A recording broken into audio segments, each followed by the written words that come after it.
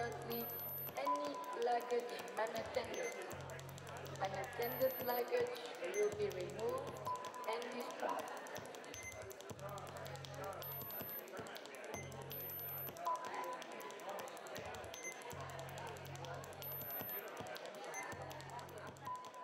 Attention, ladies and gentlemen. This is an announcement from Planet X31. Please take your seats.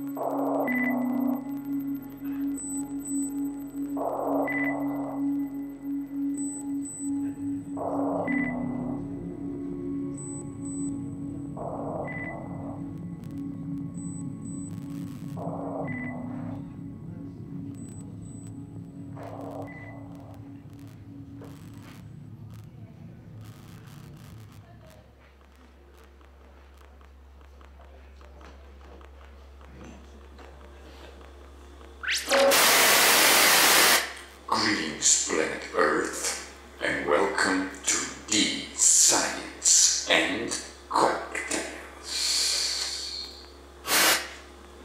Science and Cocktails is an initiative taken in cooperation with the Niels Bohr Institute, and its purpose is to bring first-class scientific information directly to you, Earthlings, without interference of any other sort, type of intermediate media.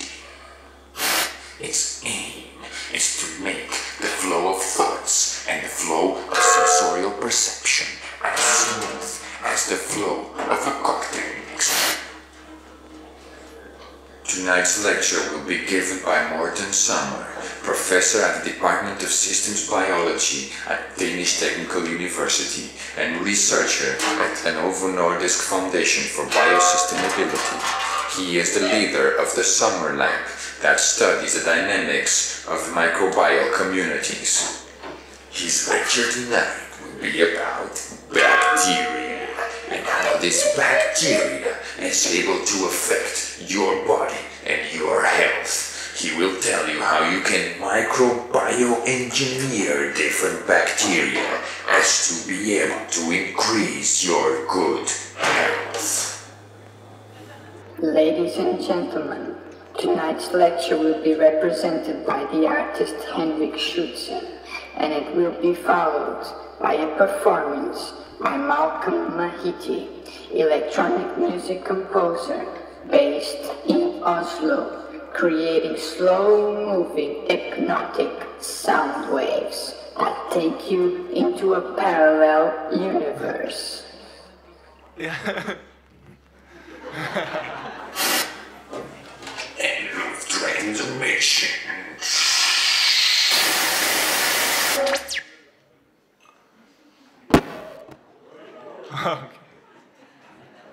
Okay. Thank you for the introduction.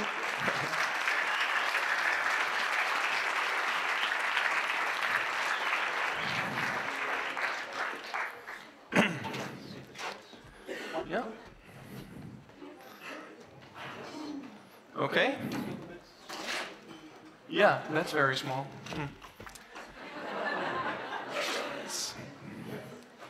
Can I do anything about it, or you think it's? Let me just try. 1 second.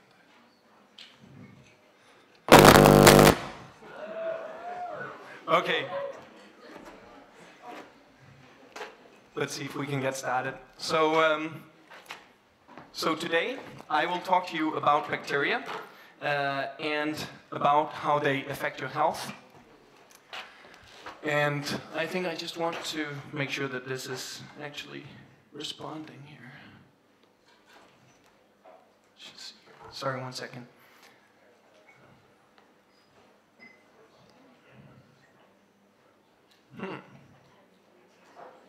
Okay, I think those creatures from the planet AC-31 have taken possession of my computer.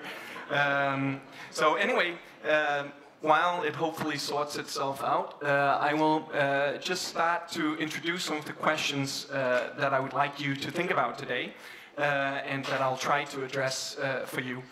First of all, I'd like to give you some perspective on what a bacterium is, and in particular, how diverse and how different bacteria are once you start to get to know them. Then I will talk about what you are. So are you just a human being, or are you actually more a sort of meta creature that harbors bacteria and sort of farms these bacteria to do different functions for your health? Then we'll step back and look at how bacteria actually live and what they do for a living, because the bacterial world has some parallels to our world, but it also is different from our world in certain perspectives. And sort of what makes a happy bacterium is perhaps quite different from what makes a happy human being. So I'll give you some introduction to what bacteria actually do, and that will lead into talking about human health. I still don't think this one works, actually, but okay, yeah. And then, once you've sort of immersed yourself into the bacterial world and you start to think about what it's like being a bacteria, we'll talk about how they actually affect your health, and I'll give you some examples of the recent studies that have been conducted showing how these bacteria actually have dramatic impact on your health. And then we can finish off by discussing how you can maybe tame those bacteria to your advantage, and how we can, in the future, use engineering of your bacteria on the body to help your health. Okay, so anyway, here's a drawing of a bacteria. If you look under the microscope, this is about what you'll see. A bacterium is 1 to 2 micrometers long and about half a micrometer wide. So this bacterium is about 1/1,000,000th times larger than it is in real life. So that means that that's about the size of the bacterium. So most bacteria look like this. They can be round or they can be rod-shaped, but generally they have a sort of a boring shape. So if you want to know bacteria, you need to know what's inside them at a molecular level, which means that you need to understand the DNA that they harbor, which is their genome, which is encoded in DNA. So That is sort of the blueprint for the bacteria, how it performs its actions. And this DNA is transcribed into RNA, which is sort of an intermediate drawing that the bacterium uses to create the molecular machines, which are the proteins that do the business matter of being a bacterium. So proteins are really the molecular machines that make bacteria very interesting. Those are the ones that mediate all the different interesting reactions that bacteria can do. Those are also, in many cases, the structural components of bacteria. So anyway, in order to get to know bacteria, a good place to start is to get to know the DNA in the bacterium. Okay, so this is just very rough overview of a bacterium. So basically, you know, you can, in an espresso cup, you can fit more bacteria than there are humans on the planet. So they are very small, and as a consequence, when people have been studying bacteria, for a long time, they didn't really think they were very interesting. So when all the biologists started to study nature, they tended to focus on the big animals that we can see, the plants and the lions and the fungi, and they thought that they really made up most of the diversity. Because when they looked at the microscope, they looked at bacteria, they looked like this, or they looked like that. They couldn't really see a big difference. So there was this conception that bacteria are rather simple creatures that can't really do that much. And that's from just looking at their shape. So anyway, for hundreds of years, we have sort of, as humans, focused most of our interest on what we can see, these larger animals and plants. So what has changed? How have we begun to understand what these bacteria do? Well, basically, there has been a revolution, and not all of you may have been aware of this revolution, but there's been a revolution in biology over the last 5-10 years, which is basically a revolution in our ability to read the biology. So DNA sequencing is a technique that is used to decode the genetic code, so basically sequence the genomes of all types of biological creatures. And this graph that I'm showing you here shows the development in DNA sequencing over time.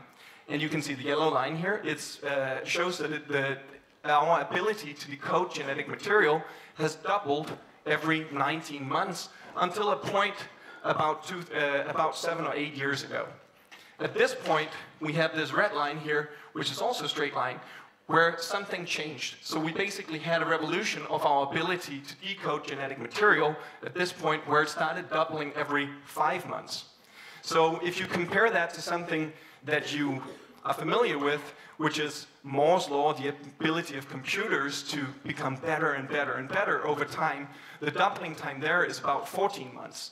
So over the last 7 years, we have been going at a rate which is about 3 times faster than the computing revolution within biology. And this has completely opened up this world of biology, and in particular, the world of bacteria to researchers. So really, what happens when you start to look at the genetic material in this is that your perspective on biology changes. So the sort of biodiversity, or the tree of life, when you look at it at a molecular level, really looks more like this here, where you have all the multicellular organisms make up a very tiny part of the tree of life. And actually, the tree of life are dominated by monocellular organisms, which are either bacteria or relatives of bacteria, which are called archaea, or eukaryotic monocellular organisms. They are actually the bearers of most of the biodiversity on the planet. And we've only just started to study those. And so this is one of the things that I think is very fascinating about studying bacteria, is that we're actually, you know, Darwin, he only had this little piece of the tree to look at. We now have the whole tree to look at, which means that we can discover very fascinating things in nature that are equivalent to the discoveries that were made over the past hundreds of years or more. So that makes it very exciting. what is also interesting is that once you have started to develop these tools to look at bacteria, to sequence their DNA, to find out what they're doing, you find out that these bacteria are everywhere. So it's not just in very defined niches of the planet, but in fact they're everywhere you look. They're everywhere in this room, they're on you, and we'll get back to that, but they're also in hot vents, they're in the soil. So whenever you take up a little grain of soil, you have thousands of different species of bacteria present in that grain of soil. They're deep below the sea, in the deep sea vents. Thousands of meters below the sea level, you have rich bacterial communities growing here where otherwise most other creatures would have a hard time living. Also, they associate themselves with animals, and it's kind of interesting in a very simplified way. These ants, which are called leafcutter ants, they actually have developed specific crypts in their body where they can harbor bacteria within them. And they sort of cultivate these bacteria in these crypts on their body. And these bacteria produce compounds that they can use to control infections of these ants. So they have actually sort of taken bacteria and used them to control other types of infections that they're interested in controlling. Okay, so they are also on you, and that's what we're going to talk about today. So everywhere, every surface of your body is colonized constantly by bacteria. So if you take a look at your skin, you'll see that all of the surface will be permanently colonized by a wide range of bacteria. You have these hairs that go down into the skin, and the bacteria, they actually follow the hairs down, and they colonize also those little ducts. No matter how much you wash your hands, you're not going to get rid of all of these bacteria. So you might as well just accept the fact that they're there, and they actually don't do any harm to you. But also, they do get exchanged. So whenever you give somebody a handshake, you'll have a little bit of their bacteria on your hands. So they do get exchanged, and they actually also affect your life. Okay, so they're on your skin, and that's sort of natural. We have a good sense of we must have bacteria on our skin, and that's why we wash our hands. We may not know that they are there all the time. They're also in your gut, and I think people are also familiar with that, but they're actually colonizing every aspect of your intestinal system, which is also part of your surface just on the inside. So food passes through your gut system, and all of those surfaces are also permanently colonized with bacteria. In the gut, they help you to digest food as a very important thing, and they also allow production of different vitamins and nutrients that you actually cannot produce yourself. So given that we have bacteria all over ourselves, or given that I tell you that we have bacteria all over yourself, then you should think about whether you are actually a human or whether you're a bacterium, or whether you're mostly bacterial. And at least you can think about yourself maybe as a skeleton, which is designed for bacteria to colonize you, and you live in a symbiosis with your bacteria. So depending on your perspective and depending on how you count things up, you might reach a different conclusion. So let's try and do the math. So if you take all of the bacteria in your body and you put them on a weight and you weigh how much they weigh, you're about 20 times more human than you're bacterial. So in a sense, you're not that bacterial from that perspective.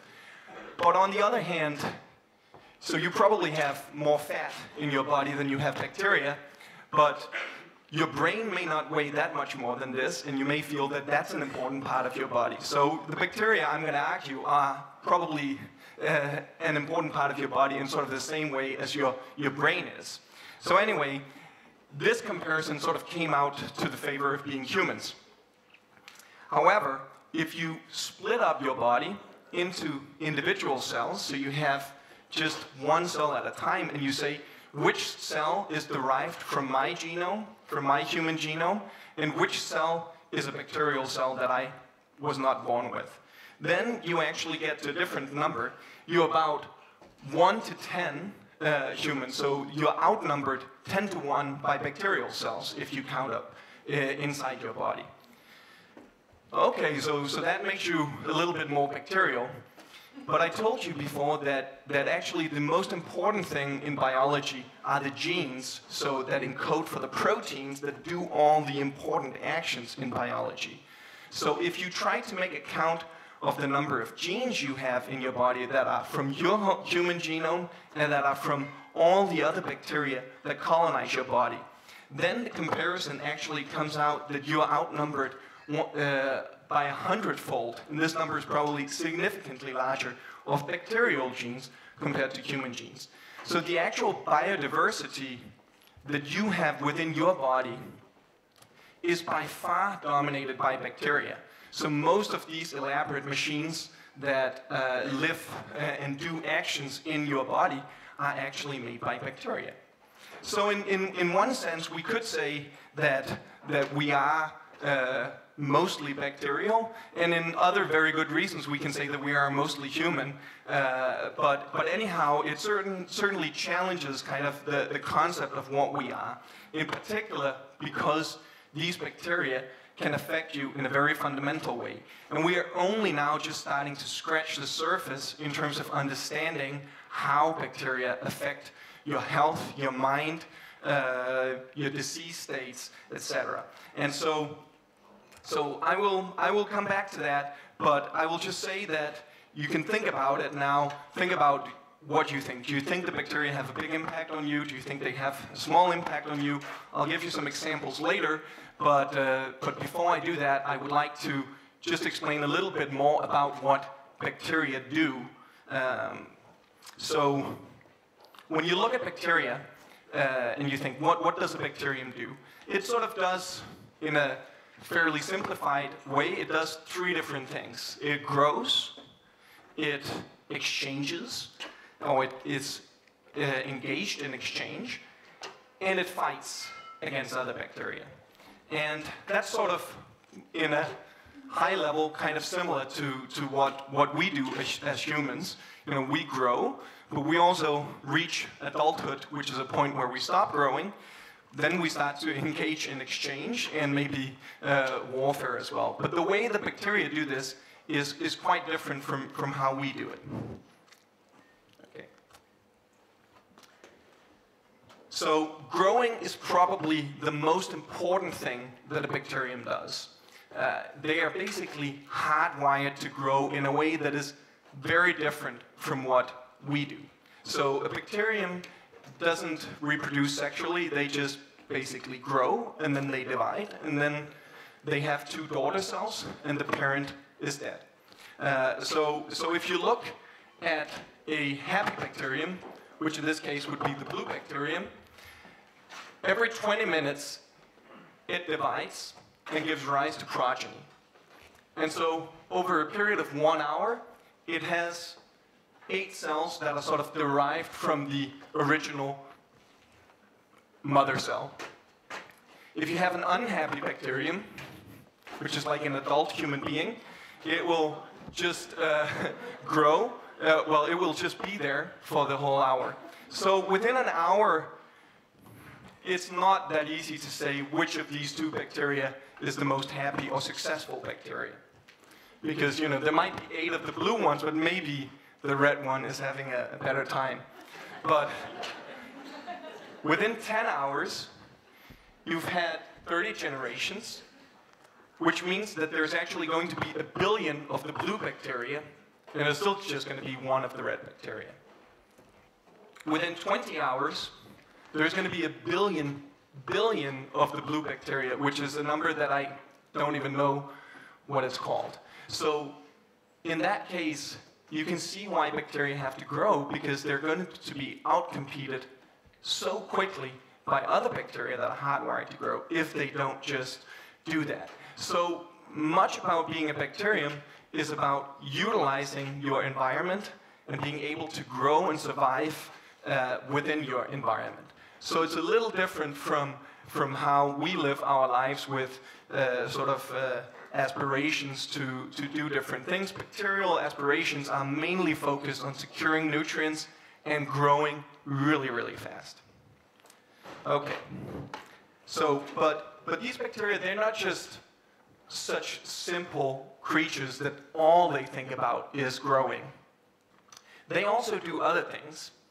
So they are engaged in exchange of different types. And one of the ways that they exchange is that they actually signal to each other.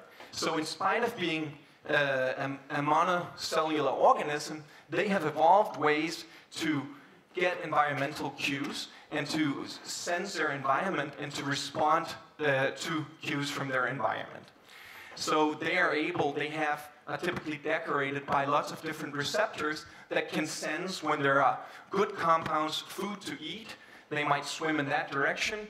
If there are bad compounds that are, from an ecological perspective, can cause danger to them or can be bad for their survival, they might swim the other way. And they also have other more intricate ways of signaling, and that's what I've tried to illustrate up here. And this is a method that they use to find out how many people are around me, because they don't have eyes, so they can't see like we can, so they have to use these types of signaling molecules to do. And so bacteria actually have this clever mechanism where most bacteria, when they exist, they will produce small amount of a compound. And so if a bacterium is by itself, it will have a few of these green spots around it, and it will sense that the concentration of these compounds is low, so full charge ahead, I can keep growing as much as my nutrients allow, and this bacterium will be happy and continue to grow. But as more bacteria are there, they will also produce these small compounds, and at some point these bacteria will sense, now there must be lots of bacteria around me because I'm getting all these signals of being crowded. So I'll start to initiate different programs. So bacteria they are sort of hardwired to sense certain things in a way that could be, you could put some sort of human thought kind of into it, except it's evolutionary hardwired into them. But when you look at their behavior, it is actually much more complex than what people thought when they originally looked in the microscope at these bacteria. Another type of exchange that is very important to bacteria is this exchange of nutrients. So in nature, unlike in human societies, almost every waste product is recycled and used. And so bacteria typically participate in very complex food webs where the product of one bacterium, the waste product of one bacterium becomes the substrate of another bacterium. And so if you look as an example from the microbiome, you can look at these two different bacteria. One is called Streptococcus, and the other one is called Veillonella.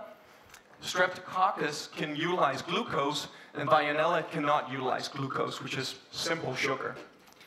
But when Streptococcus eats glucose, it produces lactate as a waste product. Lactate actually inhibits the growth of Streptococcus, so when too much lactate accumulates, it's actually bad for Streptococcus. So it's quite convenient for Streptococcus that Veillonella comes around and eats its waste product, because that sort of de-represses the inhibition on Streptococcus. And there are some of these examples that we're beginning to understand. When we look at the human microbiome, we can see that certain bacteria use one thing, they give it along, pass it along to the next bacterium, which uses it as waste. But we're only really beginning to scratch the surface in terms of these very intricate food webs that are present. But these food webs are for mutual benefit of everybody. So Veillonella would not be able to grow in this environment without Streptococcus, and Streptococcus would not be able to grow in that environment without Veillonella. So it's sort of, these types of interactions is what stabilizes microbial communities and are very important for the microbial communities within ourselves. Okay, the last type of exchange that is important for bacteria is exchange of genes. So genes, we tend to think about DNA as something that is inherited from mother to daughter or father to son. because that's what happens in our world. But for bacteria, they have evolved intricate ways of exchanging genetic material between actually people who are not even related to each other. So forget about, you know, blood's bond and whatnot. So this is a picture of such an exchange here. So we basically have one bacterium down here, which produces this long tube that penetrates into the other cell, and then it injects its DNA into that other cell. And sometimes this other cell likes to get the DNA, and it'll be happy, and it'll be more fit. And other times it doesn't, and you know, it just disappears. But this provides a way for bacteria to exchange the genetic material in a very rapid way. So you can get sort of fully evolved parts from one bacterium to the other. And so, for instance, when you have a disease and you have an infection, maybe a salmonella infection in your gut or something else, these bacteria start to grow inside your gut. And maybe you get antibiotics to treat the infection. And at that point, the bacteria who are susceptible to the antibiotics will die, but maybe this salmonella bacterium that infects you will be so lucky that there is another bacterium next to it that has evolved a resistance gene towards that antibiotic. And if that gene is exchanged to your infection will now have become resistant to the antibiotic, and it will be successful infection, not for you, but for the bacterium, and it will continue to grow. And there are other examples where this genetic exchange is really important. For instance, in terms of utilizing different nutrients, if a bacterium has evolved a way to utilize a certain nutrient, that those genes that allow the bacterium to do that can be exchanged to other bacteria, which also convey that property to those other bacteria, and can be very beneficial. Okay. So the final type of bacterial business, what they do, is warfare. And warfare we don't really know that much about bacterial warfare at this point, how it occurs in nature. But there are a few examples that are known. And one of the examples is between bacteria on your skin. So there are two bacteria that are engaged in this warfare. And one is called Staphylococcus epidermis, and the other one is called Staphylococcus aureus. And Staphylococcus aureus is one of the most common causes of skin infections in humans. And epidermis can also cause disease from time to time. But anyhow, epidermis is sort of a more normal inhabitant on the skin. So Staphylococcus epidermis, there are strains that have evolved a very specific weapon that targets almost exclusively Staphylococcus aureus to basically to remove that competition on the skin. And those types of adaptations may be selected for in evolution of these bacteria because the human host might prefer not to have Staph aureus. It could also be a complete chance. But actually, this phenomena hints at how we can use bacteria to fight bacteria. For instance, if we don't want staphylococcal infections, maybe we can, put these types of bacteria on our skin, and they will prevent the growth of these other bacteria. So there's a Japanese group that did an experiment when they identified this Staphylococcus epidermis strain. They basically rubbed it into the nose of people that had the bad bacterium inside their nose, and then they took a swipe with a little cotton stick in the nose over a few days, and they could see over time when they had inoculated the nose with this feces bacterium able to produce this weapon, the Staphylococcus aureus disappeared from the nose slowly. So this is an example of a practical application of these bacterial adaptations that we will begin to utilize in medicine. Okay. So that's very briefly about what bacteria do. I would also like you to just try and imagine that you were a bacterium and that you were inside the gut. And you're surrounded by other bacteria that divide every 20 minutes. This is an intense competition. Like you, to survive, to stick where you want to stick, you're faced with the most severe competition that we can imagine. Imagine getting a drink at the bar with people dividing every 5 minutes. You know, that would be kind of tricky. So you're under this immense competition, and also you have these fatal disasters happening around you, because all of a sudden, you know, somebody goes to the toilet and then all your neighbors are gone, and it's this massive disaster of a magnitude that we can barely imagine. It's like a hurricane coming through this room, and then only some people manage to stick to their chairs and stay around. So, in spite of all the exchange, in spite of all the warfare, and in spite of this growth, when we look at the microbiota in humans, it's actually quite stable.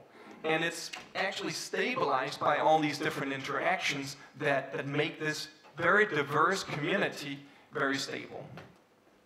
I should add that the diversity that you actually have within your body is comparable to the diversity that you can see of macroscopic animals on the planet. So that's how different these bacteria are.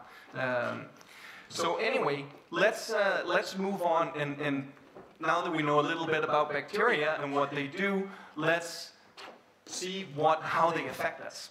So I'll give you some examples of some of the recent studies that people have conducted to try and identify the effects of the human microbiota. And this is only a small selection. So a very widely recognized function of bacteria in the gut system is that they help us digest our food. So there's lots of the food that we take in that we cannot digest on our own. And we basically need to have bacteria in our intestines to degrade fibers of different types, etc. And what is interesting is that once you start to look at the dynamics within the microbiota, from the time that you're born and until you grow up, you can see that what you take in has a direct impact on the microbes that are within you. So this is an example of a graph showing from the birth of an individual until it's 2.5 years old, the composition of the microbiota. You could just focus on the blue color and the red color. So in that side, it's mostly blue, and on this side, you start to see this red stuff come up. And here is when it was switched off mother's milk and started to take formula and baby's food. So there was a direct impact on the whole microbial community, more or less on that day that you started switching off the mother's milk and starting feeding the baby solid foods. The microbiota adapted, and over time, it actually will adapt for a few more years, and then it becomes sort of an adult microbiota. It's accustomed and it's adapted to the diet that we take in. Another interesting example is of these types of adaptations and also of horizontal gene transfer, or this exchange of genes between bacteria, is found in Japan. So the average Japanese individual eats about 14 grams of seaweed every day, and that's a lot more than the average American eats. So when you look at the microbiota of the average American and you compare it to the microbiota of the average Japanese person, you actually find that the Japanese microbiota has all of these interesting enzymes that people didn't really know what they were doing. And recently, a group identified, okay, these are actually enzymes that degrade the seaweed fibers in the microbiota.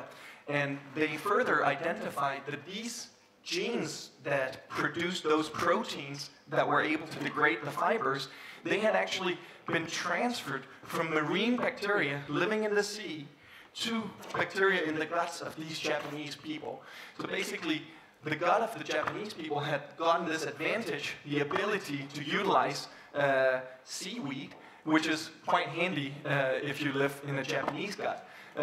When you looked at the American gut, you didn't find these enzymes because sushi is not popular enough, I guess, in the US at this point. But this is another example of these types of adaptations that occur, and we don't have that many of these examples because we've only just started to look for them. But it's becoming more and more apparent how these local adaptations are important in the interaction between us as hosts and the human microbiota.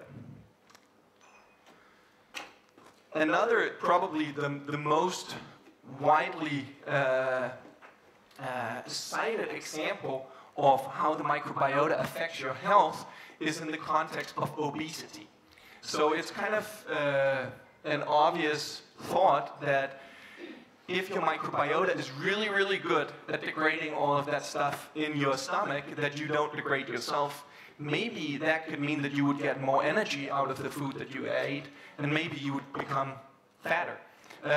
And so basically, a series of studies have looked at this. And the model organism of choice when people study the human microbiota, or the microbiota, are actually not humans, but they're mice. And so this is sort of an example of the obese mouse and the lean mouse. And there are ways where you can genetically construct mice that become obese. And that's an example of that. And when you look at the microbiota of these animals, you find that the composition, even though they get the same diet and everything, the composition of the microbiota is different in the fat mouse compared to the lean mouse. And when you look in humans, you also find these differences between fat twins and, in the cases where you are a lean and obese twin, you can see those differences as well. So it looks like the microbiota is important for obesity. Furthermore, when you look at what comes out of these animals and you measure the calories that are present in the fecal matter from these animals, you actually see that the lean is in black here. It has slightly more calories per gram of feces compared to the obese mouse. And it's actually, the difference doesn't look very big, but even small differences in this energy balance can clearly lead to, over time, a much larger energy intake. So anyway, so it looked like there was something about the microbiota contributing to obesity. But how do you really prove that? That's kind of difficult to do. So people have evolved or developed these techniques where they're able to breed mice that have no bacteria. So they're germ-free. So they're basically born by C-section and put into a sterile chamber and eating sterile food. And so they are very good research tools because you can take the microbiota from the fat mouse here, and you can take the microbiota from the lean mouse, and you can then introduce that into otherwise identical germ-free mice. And in this way, you transplant only the bacteria to these other mice. And then you can look and see what happens actually in this case. And so when the researchers did that, this is what they found. So this is the increase in body fat when a germ-free mouse got the microbiota from a lean mouse, here in black. So it gained body fat because the microbiota started to harvest more energy from the food that it ate. But when it got transplanted from the obese mouse, it almost got twice as fat. So again, there was something about the fact that the microbiota actually could contribute quite significantly to obesity in mice, and probably also humans, but the experiments are not easily done in humans. Okay. So just last week there was this study reported, which I thought was kind of interesting, and this is looking at a common treatment for obesity called the gastric bypass surgery. And so basically what they do is, this is the normal situation. You have a stomach over here, and your intestines go down here. And when you have a gastric bypass surgery, what is done is that basically part of the stomach is cut off, sewn together, and then connected to the intestine further down. So you lose a big part of your stomach and you lose some of your intestines. And the food flows through that way. And so it has multiple beneficial effects on the obesity levels. And part of it is because your stomach is a lot smaller. Now it's the size of an egg, and before it was a lot larger. But also there were still things that the researchers were like, it doesn't really add up. Like, we can't really explain how this surgery can really lead to that dramatic weight losses in humans. And so you can do this on mice as well. And so here's what you can see. This is the body weight. And this is then some body weight curves for mice that get gastric bypass surgery. So this purple or pink curve is an actual bypass, gastric bypass surgery. And the purple one is a sort of a fake where they just sedated the mouse and opened it but didn't do the gastric bypass surgery. So you can see you have sort of sustained weight loss for mice when you do gastric bypass surgery. But not when you just do a mock surgery. So anyway, the researchers wanted to see, is there something about the microbiota that changes when you have a gastric bypass surgery done? And so they went back to the same technique about the germ-free animals. And so they took the germ-free animals and they inoculated these mice with the microbiota from mice that had undergone the bypass surgery and mice that had undergone the fake bypass surgery. And what they found was that after they had colonized these mice with this microflora, the weight of the ones that were colonized with the mice that had had the bypass surgery started to decrease, whereas the ones that had not gotten the bypass surgery remained constant. So again, there is a component in the microbiota that is really important, and nobody really understands why this is, but this is just a very concrete example of the importance of the microbiota on your health.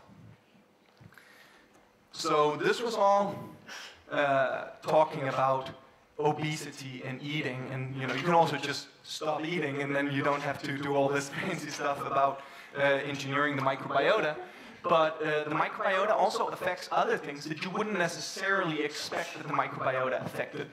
And so there is a growing body of evidence of how the microbiota actually affects your mental states.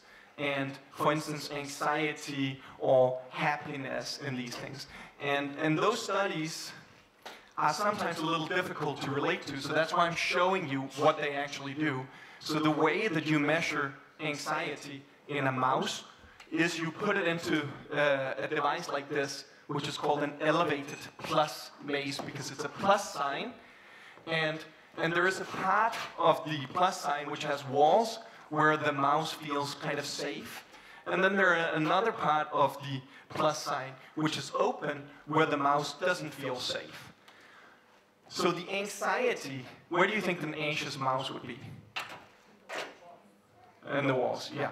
So the anxiety level of a mouse is measured by the number of times it goes out in a fixed period of time into the region which doesn't have walls.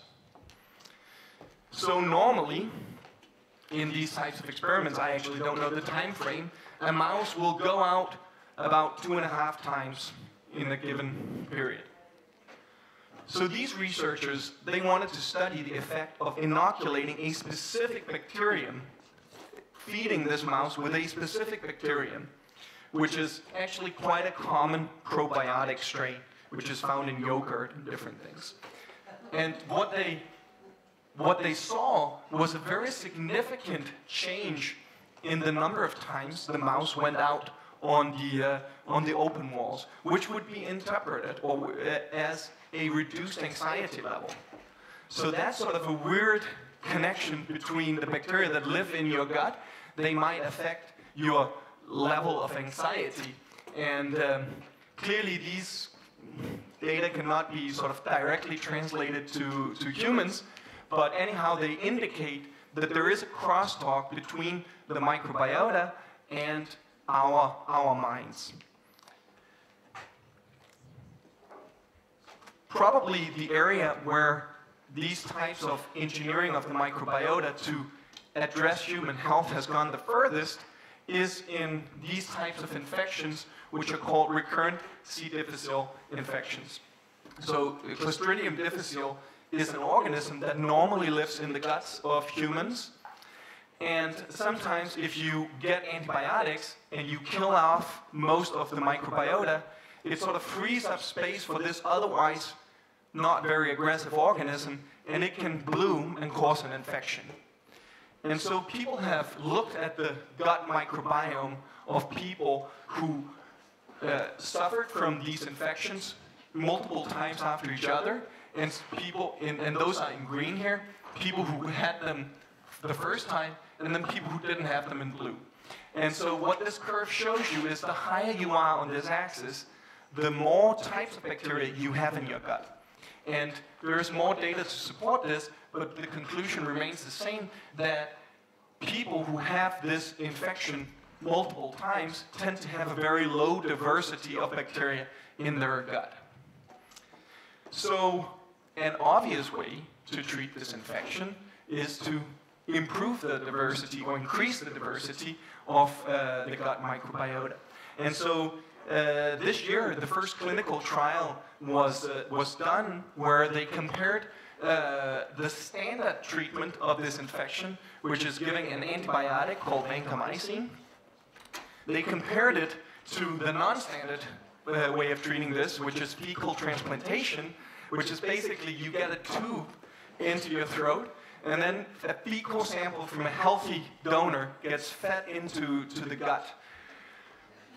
And doesn't necessarily sound like a pleasant procedure, but this is not a pleasant infection either. So anyhow, they conducted this study, and the results were dramatically surprising, or maybe not surprising, but they were certainly dramatic. So basically, people in the vancomycin, the standard treatment for this infection, they were only cured in about 30% of the times. So every third patient had the infection resolved. And these are actually very dangerous infections, I should emphasize. People in the fecal transplant, 80% were cured after the first fecal transplant, and I think it was 95, they got the last remaining, they got another fecal transplant which cured all except for one of the patients. So this is really an example where a very crude and simple way of treating the infection by engineering the microbiota actually is able to resolve an otherwise critical infection. So I think actually that this is sort of the future of medicine. This is where we're heading. This is what we need to do to improve our health. Maybe not eat each other's fecal samples, but sort of at random, but try to find ways of taming our microbiota and monitoring our microbiota. So when the microbiota goes towards an obese microbiota, maybe we can do something to rein it back in. And so really, I think what we'll have to do once we start to understand the underlying mechanisms and the underlying interactions between these bacteria is to consider continuously monitoring our microbiota like we would with our blood pressure if we had high blood pressure, and then designing treatments that would change the composition of the microbiota to sort of alleviate that disease state. So basically, I think that's going to be my ending, and I think this is going to be sort of the way that we will treat many types of diseases, and then I'll be happy to take any questions if you have those.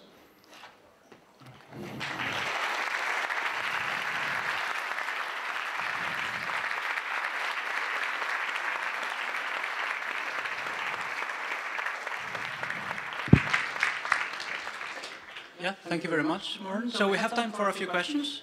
So if there's any questions from the audience, just help me because I cannot see very far.